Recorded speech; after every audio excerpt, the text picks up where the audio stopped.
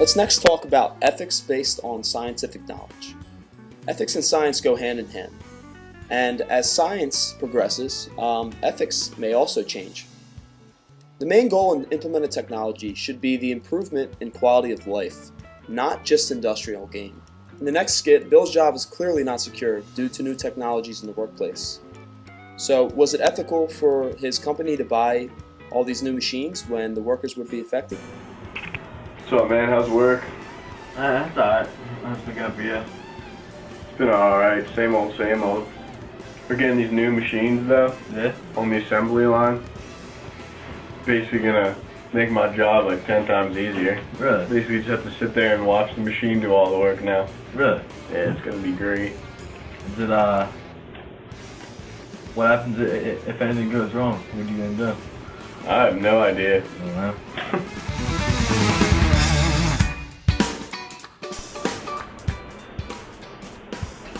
Hi, how you doing? Bill Long? Yes.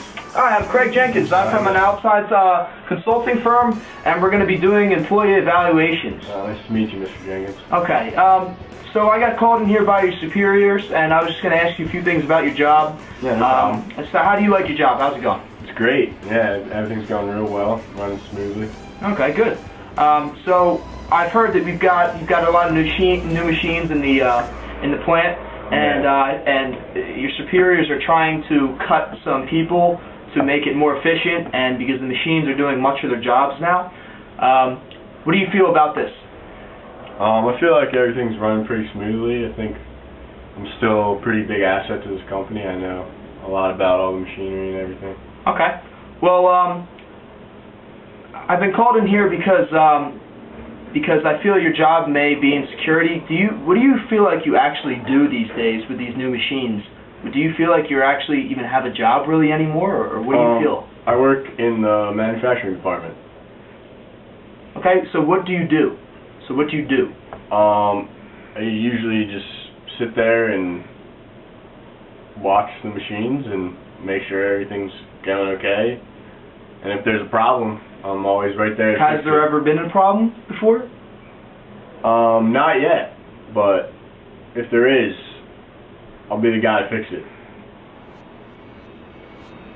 Okay, Bill, it was nice meeting you. I'm sure I'll have a good word for you for the Thank you, sir. superiors. Good luck in the future, Bill. Good luck. So, was it Bill's fault that he was alienated? No. Many new technologies can be progressive and helpful, but and many times cause for the loss of jobs. So, from an ethical standpoint, as Leo Marx says, does technology mean progress? Not always. Next, let's talk about cosmopolitanism. Cosmopolitanism is basically a moral belief shared by multiple ethnic groups around the world. The cosmopolitan community is where various individuals form relationships of mutual respect for each other, share the same ideas, and have interlinked friendships. Information technology and human rights are slowly being bonded together. As of now, information technology can only transfer information and ideas of human rights quickly from person to person, although it does not change the outcome or the consequences of the information being transferred. When thinking about human rights, you must consider all perspectives any person might have on a topic or subject and come to a mutual agreement. Facebook is a great example of how a cosmopolitan community can connect people all over the world relatively cheaply and easily via the internet. Facebook is a social network that allows and promotes people of all backgrounds to be able to connect with one another. This next skit, though, shows the potential misuse for social networks like Facebook. Good day at work, Johnny. See you tomorrow. Alright, thank you. Go home and get your rest. Alright, Have that big presentation tomorrow with the clients from Japan. Alright. I'll be sure to impress you. Alright. Big day tomorrow. Don't blow it. Alright.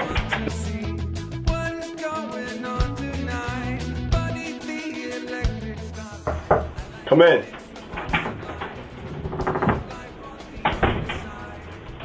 Miss Johnson? Hey, Johnny. How's it going? Hey, pretty good? Is everything alright? Yeah. What do you ask? She seemed a little bit off in the meeting this morning. Oh, well, I'm fine. You sure?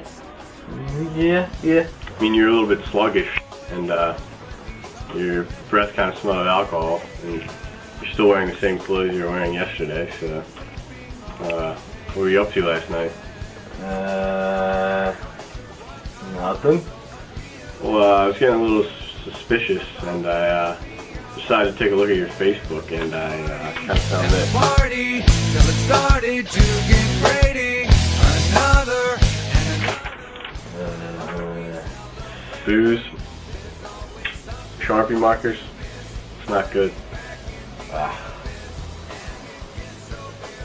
Sorry. Come see me before you leave today. Alright, I will, Mr. Johnson. Exactly right. So, did John's or John's employer misuse Facebook on this occasion? Well, we think it was both. John shouldn't have allowed anything posted to his Facebook that he didn't want others to see, while John's employer may have invaded his privacy. Was it his employer's business to go onto Facebook, searching for something he didn't like, based just off speculation of what John did the night before? So now that we've talked about social networking and media, and also global ethics and justice, let's talk about the media representation of struggle. Is it our ethical responsibility to help those out in struggle, say in war or poverty? In The War Photographer, James Nachtwey acts on this. He quotes, "The strength of photography lies in its ability to evoke humanity." Nachtwey describes himself as a war photographer. Nachtwey travels around to different countries stricken by war and poverty, and takes pictures meant for media viewers, just like you and me.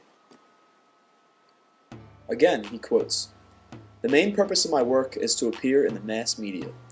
It's not so much that I want my pictures to be looked upon as art objects, as it is a form of communication."